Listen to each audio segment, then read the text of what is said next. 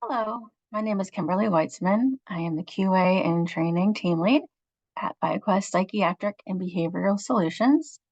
This particular training is going to walk you through the document called Documentation and Job-Related Reminders for LTC, TBS, and therapy positions. So if you do not have this document in front of you, I'd recommend either obtaining it to perhaps take some notes on as we go through this training, or you may want to have a piece of paper and a pen or a pencil nearby in case you want to take some additional notes. I will be going over what is on the page. I may also point out some other things as points of reference as we go through this particular handout. So let's get right into it and start with talking about attendance and time off. Just a couple of reminders to sign in and out of the LTC facility on a daily basis, as well as to report any barriers to your supervisor as they arise on that same day. For example, if there was a COVID outbreak in the facility where you're working and you were unable to see clients that day, you would definitely want to report something like that as a barrier to your supervisor on that day. Moving on to the next point is that requests for paid time off must be made at least 72 hours in advance and approved by your supervisor before you take that paid time off. Just want to remind you also here that you will make those requests for PTO in Paycor, and best practice is to also follow up that request in Paycor with an email to your supervisor to ensure they did receive that request from you.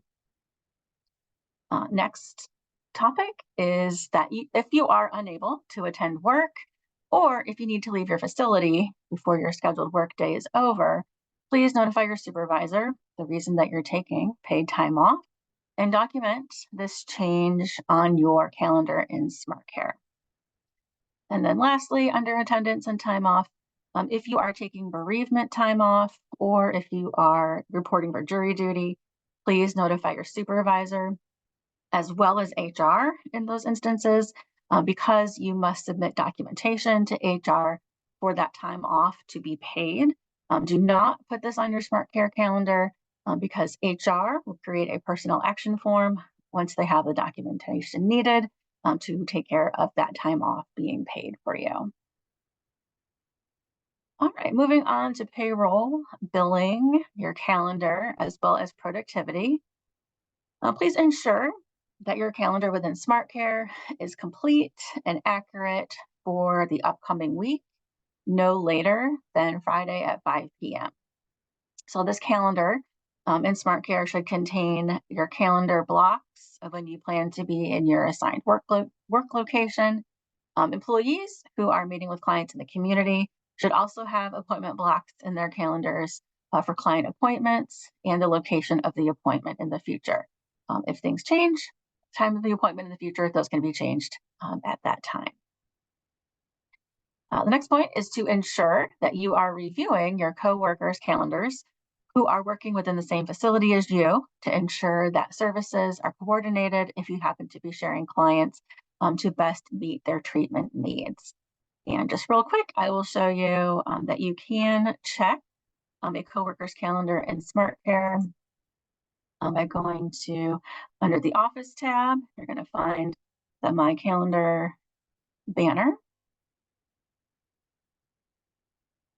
And currently you'll see it is set to My Calendar. However, if I wanted to search for another coworker's calendar, I could just simply start typing in their last name, select it when I see it, and then you would click Apply Filter to look at a coworker's calendar in SmartCare, just to again ensure that all clients, if you are sharing clients or if there are clients within the same facility, that all of their needs are being met. Our next point is to ensure that you have entered payroll blocks with your exact working hours within 24 hours, no later than 48 hours, to ensure accuracy of those entries, as well as accuracy of the time that you have worked. Being sure that the time that you have worked matches up with the time that you have provided clients services, and is also taking into account your documentation time. Also, important to include on that calendar is any billable, non-billable, holiday, and PTO payroll entries, and ensuring that those are correct as well. Moving on, please ensure that you are submitting your PTO requests in Paycor, as I mentioned earlier, and be sure that those hours of PTO match from what you requested in Paycor to the PTO hours that you are entering in SmartCare as a billable payroll entry. Okay, next up, we want to be sure that all progress notes are completed and accurate, that they capture the exact start and stop time of the services provided. We do not round when it comes to start and stop times of services delivered. Please ensure that all progress notes have the goal and objective listed on the note. The only exception being is if this was a brand new client.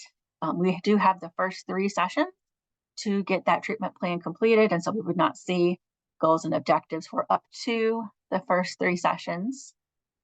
All progress notes must be completed within 48 hours of providing that service, and by the end of the week, no later than those timeframes listed in the progress note policy. So if at this point you have not read or are not familiar with the progress note policy, please look that up on Paycor or get a copy from your supervisor and become familiar with those timeframes on the progress note policy.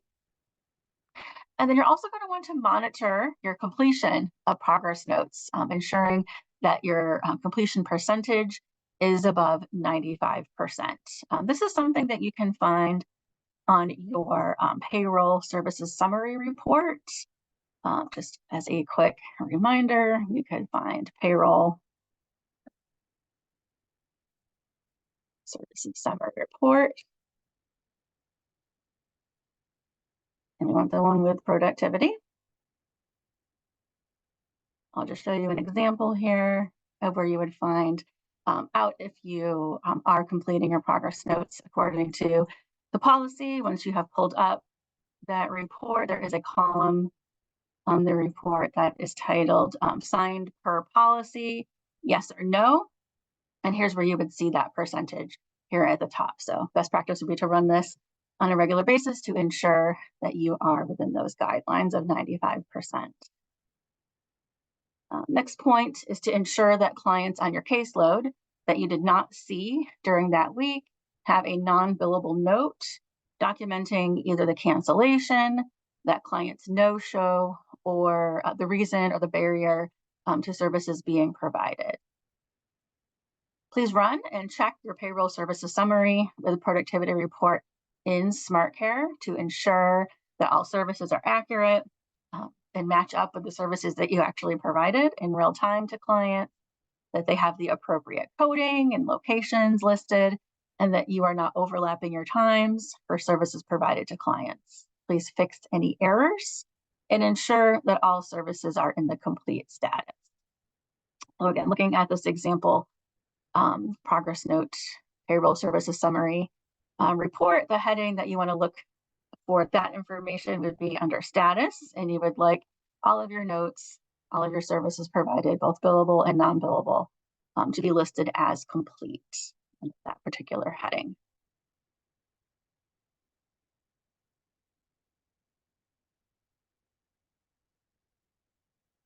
Okay.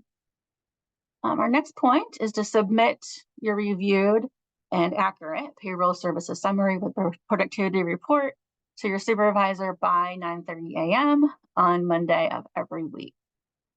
Lastly, monitor and maintain your weekly, monthly, and year-to-date productivity, documentation, and attendance. You will be submitting a success plan to your supervisor if you did not meet these expectations. And please explain your plan to address these issues or what other support you may need from your supervisor for assistance in doing so. Okay, our next topic is caseload expectations and compliance. Please run your caseload report in SmartCare weekly for all programs that you are providing services to. This will provide you with a list of clients that have been assigned to you. So just really quickly to review, in your SmartCare search bar, you would just start typing case. The one you want is caseload report my office. I don't have a caseload, so I will just show you an example of somebody else's caseload here. This is what it would look like once you have pulled that up. This is going to give you a list of clients that are assigned to you. What you're going to be looking for is to ensure that clients have had a billable service within 14 days, or you're going to be checking to make sure that you have entered a non-billable note in that client's record, again, documenting any attempts to provide services and any barriers to that client receiving services. All active and assigned clients must have a billable service in the last 30 days. If you are not meeting this minimum standard, please bring your cases to supervision for discussion and supervisory directions. So again, looking at your caseload report, where you would want to look is under the heading number of days since last appointment with caseload provider, and you would find that information listed under that heading.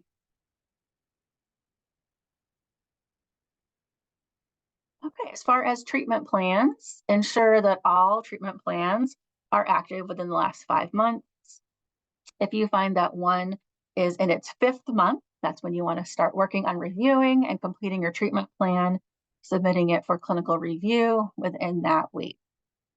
In the chart, you're going to want to check to see that your clients have the appropriate facility or location flag listed. Ensure they have no flags that prevent services from being provided, things such as loss of their Medicaid insurance, not having a treatment plan, or other warnings. Okay, moving on to documentation expectations. Please always be checking in the client chart to ensure that every client has an active consent. Ensure that those clients who have been verbally consented have that witness signature on that consent form.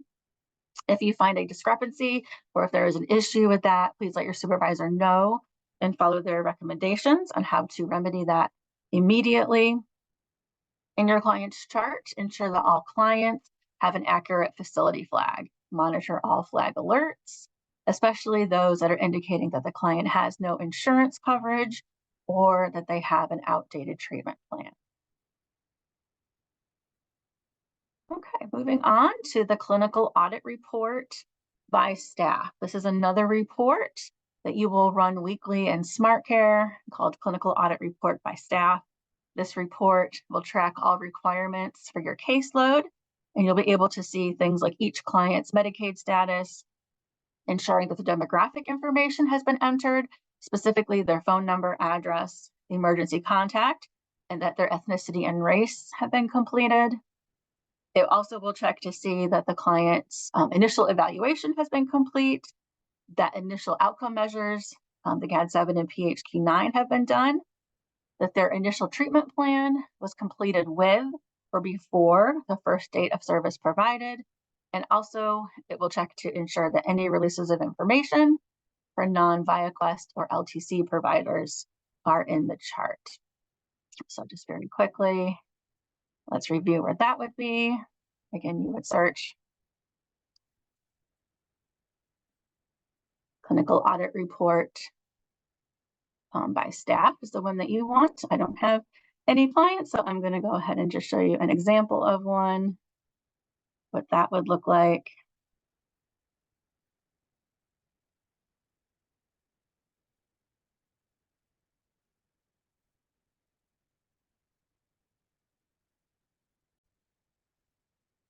Okay, I don't want to violate any HIPAA, so I have covered up any client information, but here is an example of a clinical audit report by staff. Again, showing if they have Medicaid. If you click these plus buttons, it will expand and show you at intake, was this client's phone number obtained? Was the address entered? Is there an emergency contact? Was their ethnicity entered? Was their race entered? Anything that is indicated no or is in red would need to be fixed. And you could continue across here and see all the other items. If you need to expand a topic, again, click that plus button and more information will populate on that particular section of the report. So again, address all of the above items that appear blank or are marked no or are in red. Be sure to update your treatment plan and outcome measures, GAD-7s, PHQ-9s, safety plans, releases of information, as is required by the 5th month and no later than 6 months by the due date. Okay, moving on to evaluations, both initial and annual evaluations. Ensure that all clients have an evaluation, either a psych eval or a diagnostic assessment within the last 12 months. Communicate with their supervisor so they can work with the clinical director to notify central scheduling for any psychiatric evaluations in cases when they are past due after the last 12 months. Ensure that clients can participate in treatment with memory and recall of information. Please review the psych eval or the DA for the brief interview for mental status, also called the BIMS. You may repeat administering the BIMS if you believe a client is functioning differently than they did the previous time they were evaluated. You will enter the BIMS into SmartCare and then discuss the results with your supervisor. Clients may qualify for TBS and therapy services if they have a BIMS score of between 7 and 15, and if they are progressing on their treatment plan, goals, and objectives. So just very quickly, to find the BIMS, you would open your client chart.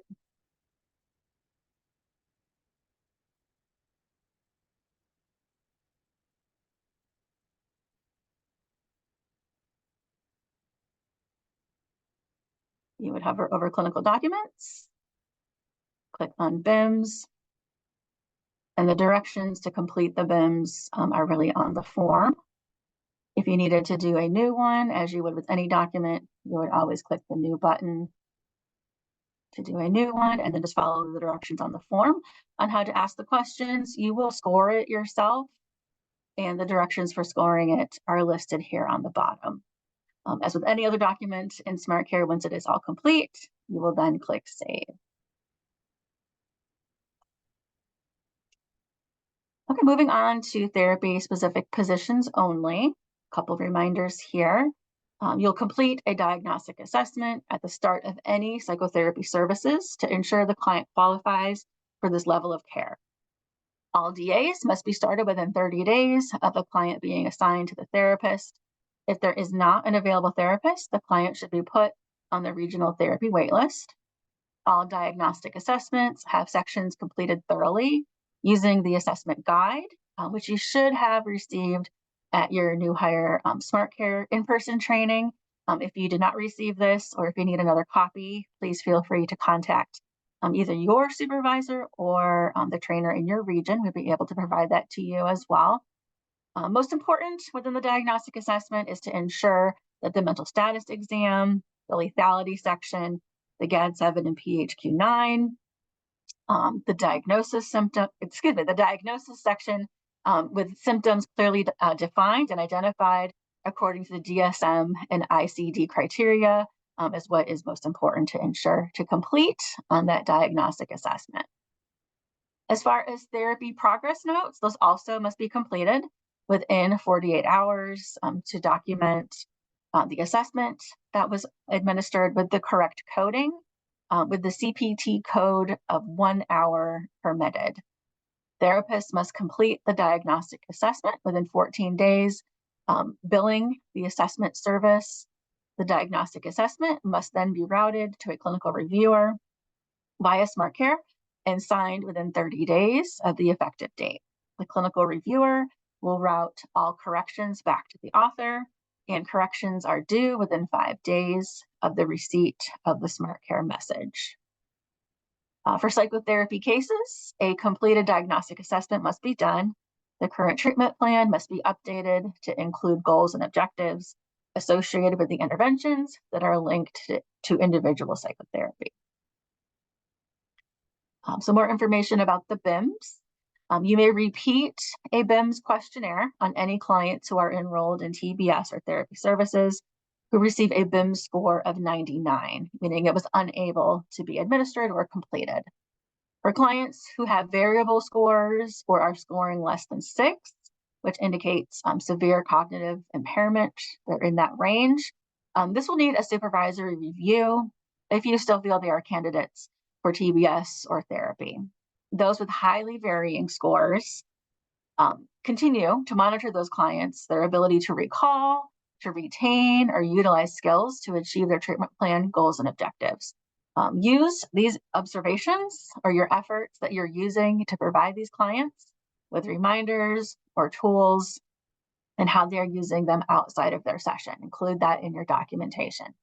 Ensure that the BIMS is in SmartCare and it is completed every 6 months. The first session usually, and at every treatment plan review is a good time to repeat that.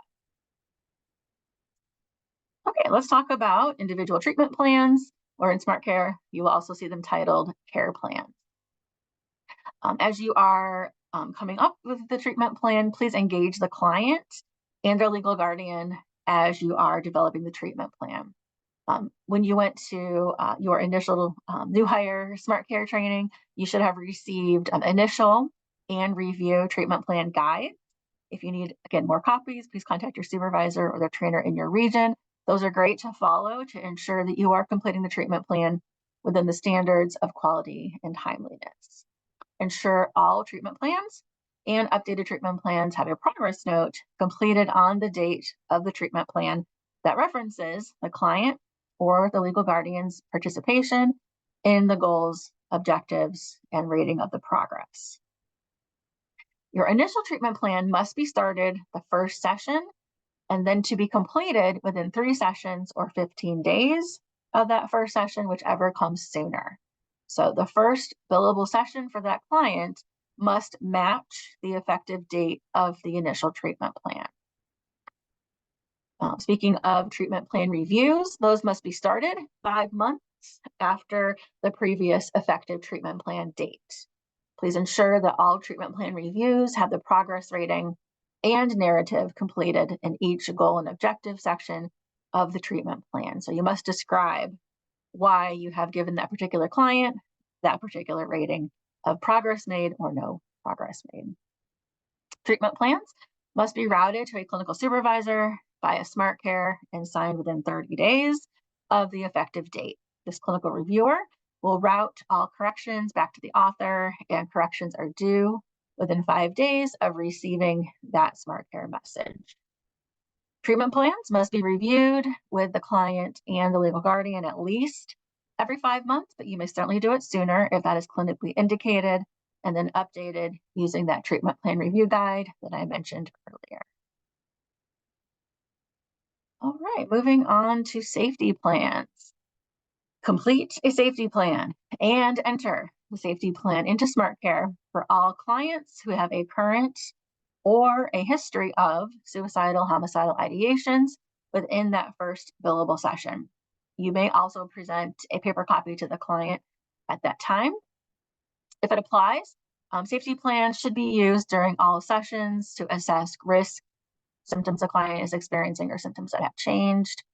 Any updates to safety plans should be done regularly and at a minimum with every updated treatment plan to reflect any changing needs. The progress note of these sessions should reference that you are working on completing, reviewing, revising strategies for the client's safety. Next topic is progress notes. Complete all billable and non-billable progress notes within 48 hours of delivering the service. Use the exact start and stop times of the service provided, do not round. Ensure that all notes have a goal and objective from the treatment plan on every note. As mentioned earlier, the only exception would be the first 3 TBS services prior to the treatment plan being completed. This should be flagging to you that there is not a treatment plan to be able to be providing this service.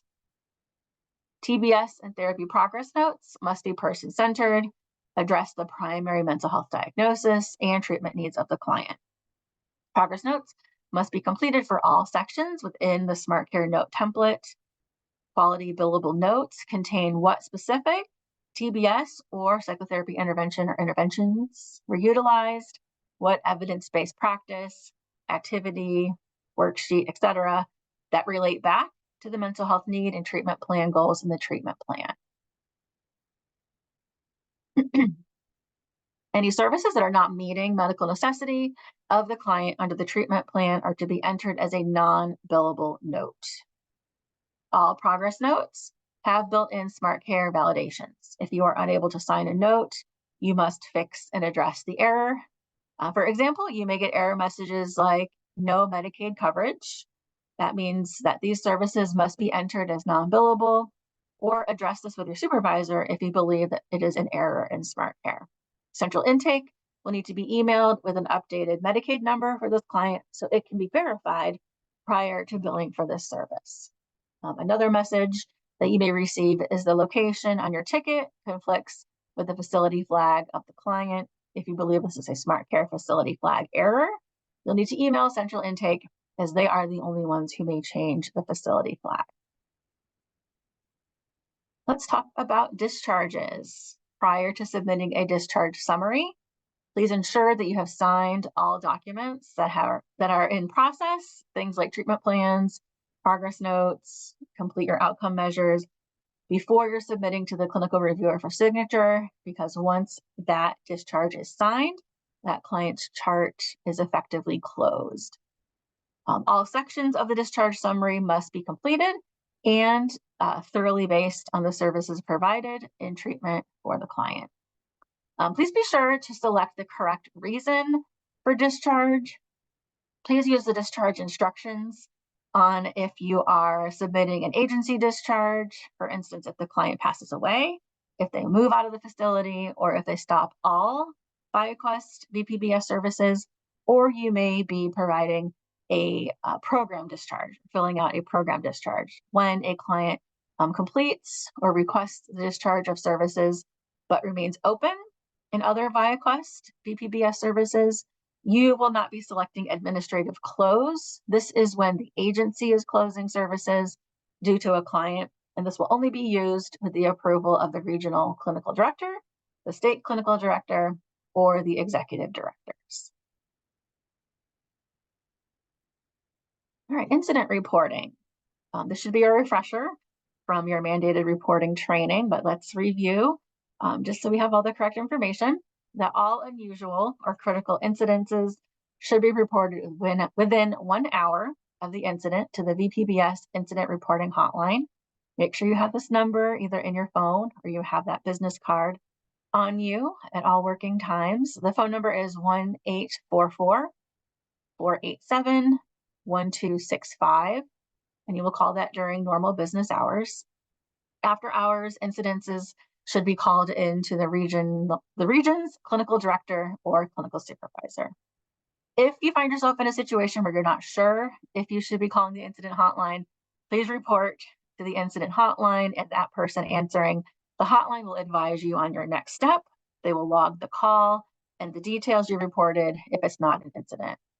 Often these are reviews of client safety situations, and it will provide support to you on the steps needed for your documentation and safety plan.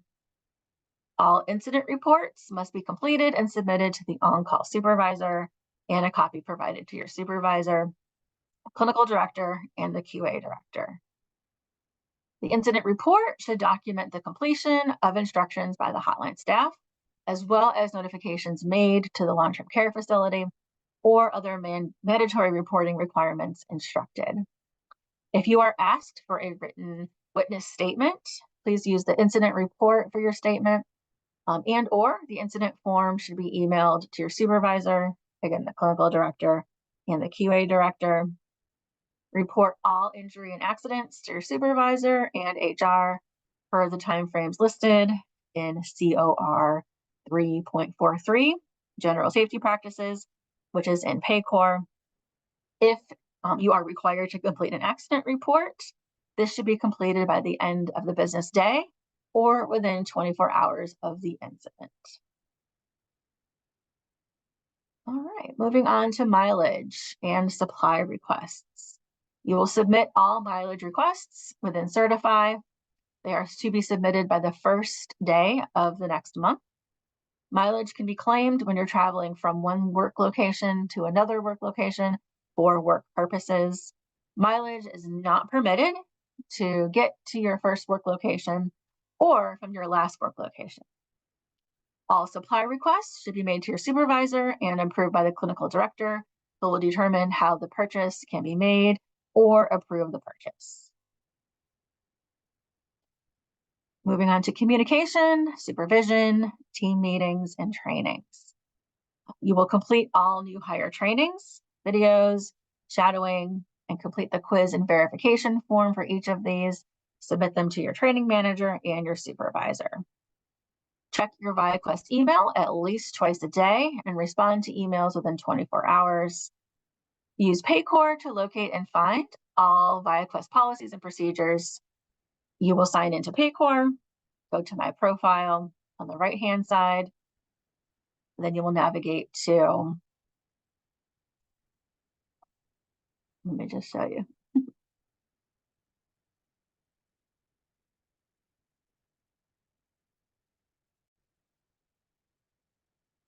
Along the left-hand side, you'll hover over Assignment, click on Documents, and then the tab under Employee Documents that you want is actually titled Resources to find those policies and to find those forms that you may need.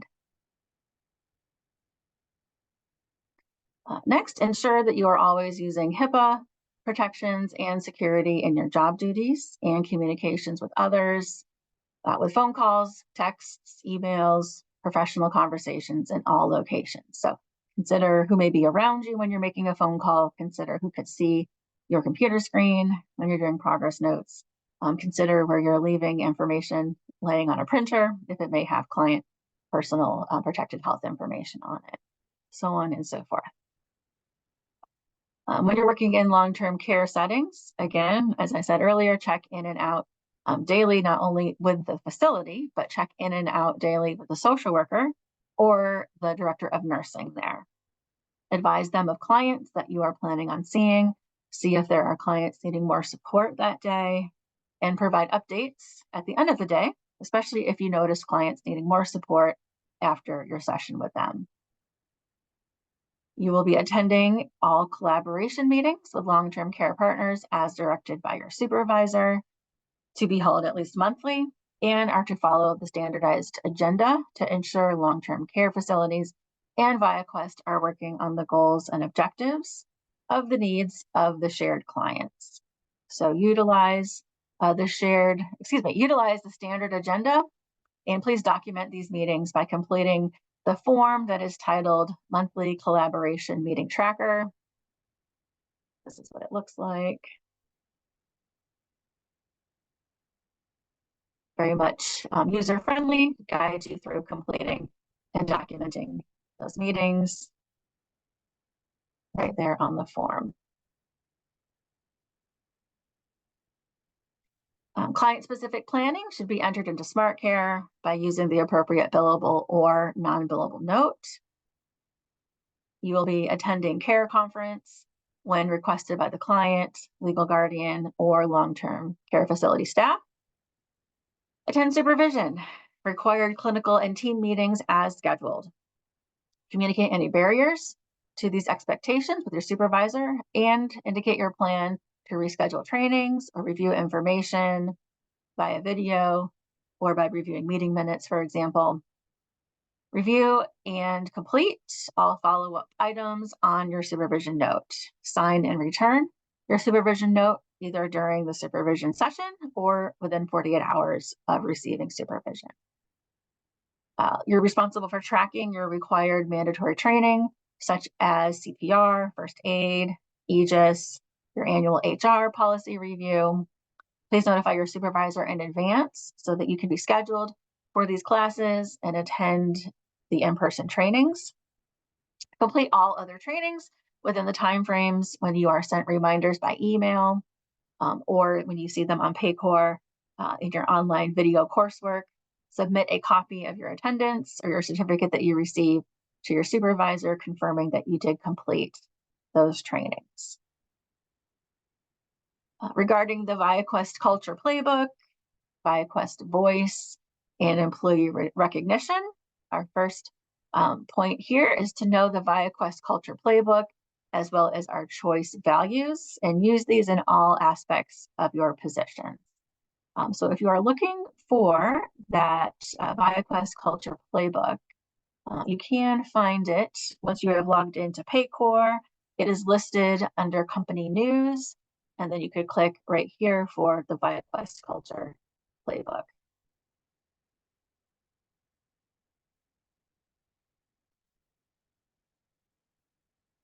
The next tip is to attend regional Cultural Crusaders events. Your region's Cultural Crusaders should be sending out notifications, or you may see pamphlets posted around your office of when those upcoming events are going to be scheduled at your office location.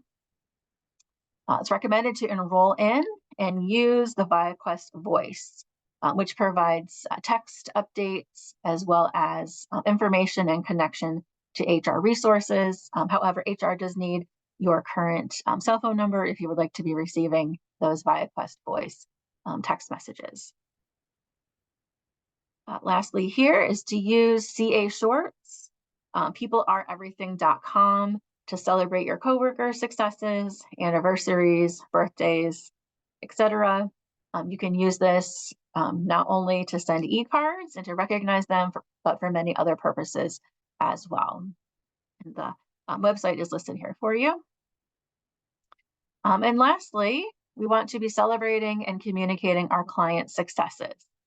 So we're asking you to access and complete at least 2 client success stories every month, and you'll be providing those in the resource located here, or you can contact your supervisor for more information on how to report and communicate client successes. So I hope this was helpful for you as you are getting familiar with our documentation and reporting requirements. Documentation is important to stay up to date on. Not only is it part of our policy and procedure, not only is it part of our regulations, but it helps us to do well on our audits. And it also helps us to, I think, provide good client care and be sure that we are being thorough and meeting our clients' needs and documenting that we have done so.